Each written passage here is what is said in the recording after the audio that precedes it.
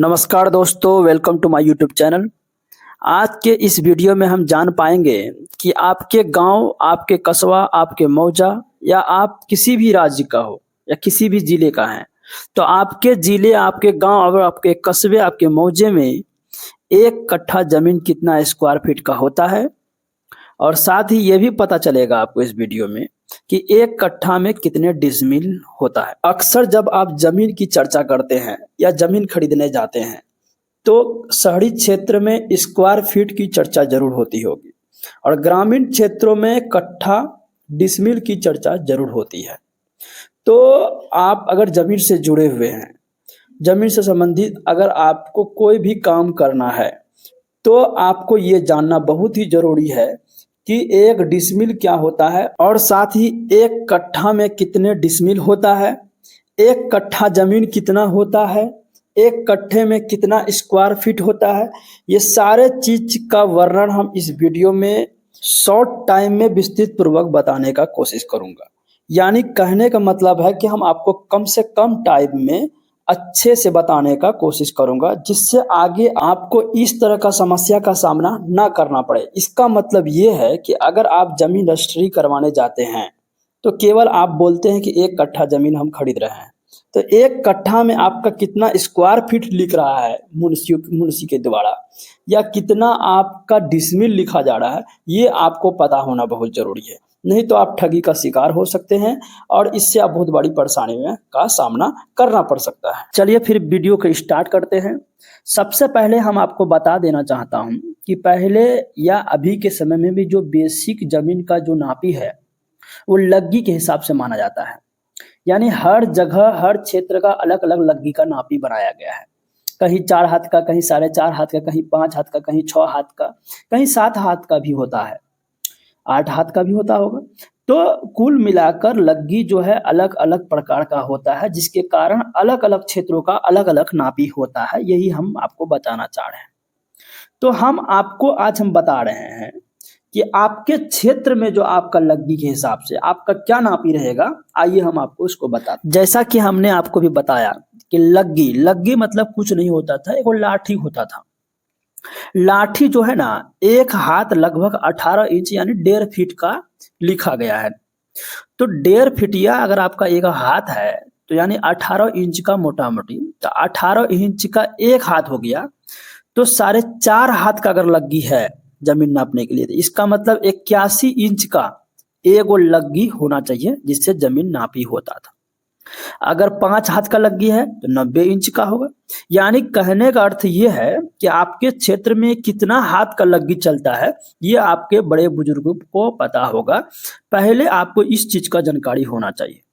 Short में अगर हम बता दें आपको, तो आपके जमीन जो है वो कितना डिसमिल का बीघा चलता है ये आपको मालूम होना चाहिए। यानी कहीं 42 डिसमिल का बीघा चलता है, कहीं 84 डिसमिल का बीघा चलता है, कहीं छोटा जमीन होता है तो 33 डिसमिल का भी एक बीघा होता है। अगर आपको ये बात पता है तो आपको आसानी से हम अभी बता देंगे कि आपका एक कट्ठा में कितना स्क्वायर फीट होगा और एक कट्ठा में कितना डिसमिल जमीन होता है। तो हम आपको इसका जो है समझाने के लिए एक छोटा सा एग्जाम्पल के मदद से आपको हम समझाते हैं। तो आइए समझते हैं। देखिए, एक क्वेश्चन लिखा हुआ आपको नजर आ रहा होगा। इसमें लिखा है कि 84 डिसमिल यानी 84 डिसमिल के बीघा वाले जमीन में एक कट्ठा कितना स्क्वायर फुट का होता है और एक कट्ठा में कितना डिसमिल होता है। अगर हम लोग इसको समझ लेंगे तो आपका कितना भी डिसमिल का जमीन क्यों नहीं हो एक बीघा में, चाहे वो 42 डिसमिल का हो, चाहे वो 33 डिसमिल का हो एक बीघा, यानी जो भी डिसमिल का आपका एक बीघा का जमीन है वो आपके पापा, दादा, परदादा को पता होगा। वो आमतौर पर सबको पता ही रहता है। तो उसके आधार पर जो है आप इस कैलकुलेशन से निकाल पाएंगे। और लास्ट में आपको ऐसा एक फार्मूला देंगे जिसमें कुछ नहीं करना है, केवल आपको डालना है और तुरंत कैलकुलेशन होकर 1 मिनट से भी कम टाइम में आपका वो कैलकुलेशन रेडी हो जाएगा। लेकिन वो चीज आप क्या होगा, भूल जाइएगा। फॉर्मूला आपको याद नहीं रहता है, किसी को याद नहीं रहता है। सबसे अच्छा है कि आप छोटा सा इस क्वेश्चन को ही समझ लीजिए। तो मान लीजिए कि थोड़ा देर के लिए कि आपका जमीन जो है 84 डिसमिल का एक बीघा जमीन है। तो इसको आप कैसे बनाइएगा, क्योंकि इसको आप जब सीख लीजिएगा ना, तो आप कोई भी सवाल हो, कोई भी जमीन का मामला हो, खास करके डिसमिल स्क्वायर फीट का आप तुरंत समझ लीजिएगा। तो सबसे पहले इसको आप समझने का कोशिश कीजिए कि एक डिसमिल में आपको बता दें कि ऑल इंडिया कहीं भी एक डिसमिल बराबर 435.6 स्क्वायर फीट जमीन होता है। देखिए, वर्ग फीट और स्क्वायर फीट में कोई बात नहीं, एक ही चीज है। तो 84 डिसमिल का 1 बीघा होता है, ये आप भली भांति आपका जमीन है वैसा मान के चलना है।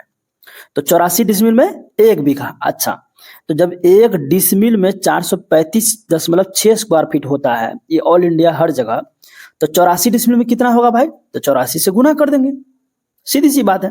तो 84 से गुना करने पर आपका जो है वो 1 बीघा का जो है इतना स्क्वायर फुट निकल गया, है कि नहीं? क्योंकि 84 डिसमिल बराबर 1 बीघा आप जानते हैं। तो 84 डिसमिल में कितना हो गया? 1 डिसमिल में 435.6 स्क्वायर फुट, तो 84 डिसमिल में 84 से गुना कर देंगे। तो ये 1 बीघा में आपका 435.6 गुना 84 ये स्क्वायर फीट जमीन आपका निकल गया। आपको हम एगो चीज और बता देते हैं जो कि ऑल इंडिया हर जगह समान होता है। ये मतलब एरिया वाइज नहीं होता है। जैसे 1 बीघा में 20 कट्ठा होता है, ये फिक्स चीज है। आप इंडिया का किसी भी कोना में जाइएगा तो ये 1 बीघा में जो है ये 20 कट्ठा ही होगा। तो 20 कट्ठा आप जानते हैं, क्योंकि अभी हम बताएं आपको कि 1 बीघा में इतना स्क्वायर फुट निकल गया जमीन।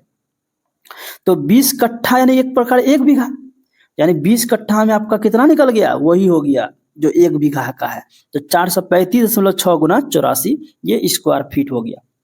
जब आप जान रहे हैं कि 20 कट्ठा का इतना स्क्वायर फीट हो गया, तो 1 कट्ठा में भाई कितना स्क्वायर फीट होगा? तो 20 से भाग दे देंगे। तो ये जो जमीन निकला, जो कैलकुलेशन हो गए कि 1829.52 स्क्वायर फीट, या आप इसको बोलिए वर्ग फीट, या आप इसको बोलिए फीट स्क्वायर, ये आपका जमीन हो गया। यानी 1 कट्ठा में कितना स्क्वायर फीट हुआ? 1829.52 स्क्वायर फुट। 52 बोलना सही नहीं है, 1829.52 स्क्वायर फुट जमीन जो है वो 1 कट्ठा में निकल गया। किसका निकल गया? जिसका जमीन 84 डिसमिल का 1 बीघा होता है। अब देखिए फार्मूला बन के तैयार हो गया। देखिए फार्मूला बन के तैयार हुआ कि नहीं? देखिए 1 कट्ठा बराबर कितना निकला? 435.6 गुना 84/20 ये स्क्वायर फीट निकल गया। यानी 1 कट्ठा में आपका इतना स्क्वायर फुट जमीन हुआ। तो आप बताइए कि 435.6 जो है ये तो ऑल इंडिया फिक्स चीज है, ये तो वैल्यू चेंज नहीं होगा, तो ये आपका फॉर्मूला में रहेगा ही। अच्छा, 84 जो है ये वेरिएबल चीज है, यानी ये आपका बार बार चेंज होगा एरिया के हिसाब से। यानी आपका 1 बीघा में जितना डिसमिल होगा वही आपको यहाँ पे डालना है। अच्छा, नीचे क्या है? कट्ठा। तो 20 कट्ठा 1 बीघा में होता है, ये भी फिक्स आइटम है, तो ये भी आपका फिक्स हो गया। अब बताइए आपका फार्मूला बन के तैयार हुआ कि नहीं? तो फार्मूला बन के क्या तैयार हुआ? तो फार्मूला बन के देखिए तैयार हो गया। 1 कट्ठा में कितना स्क्वायर फुट होगा? तो इतना ही स्क्वायर फुट होगा। कितना? 435.6 गुना 1 बीघा में आपका जितना डिसमिल होगा आप पता कर लीजिएगा। बुजुर्गों से, अपने पापा से, दादा से जो बताएंगे लगभग आमतौर पर सबको पता ही रहता है ये। तो आपको जो आपका जो इलाका में जो चलता है वो आपको यहाँ पे डालना है, डिसमिल में डालना है। क्या चीज में? 1 बीघा में जितना डिसमिल होगा, हाँ, वो आप इसमें डालिएगा और नीचे 20 से भाग दे देना है। बस यही आपका निकल जाएगा, 1 कट्ठा में इतना स्क्वायर फुट जमीन होगा। अच्छा, आपको अब हम दूसरा क्वेश्चन बताते हैं। दूसरा क्वेश्चन क्या था कि 1 कट्ठा में कितने डिसमिल होता है, यानी 1 कट्ठा कितने डिसमिल का होता है, ये भी जानना जरूरी है भाई।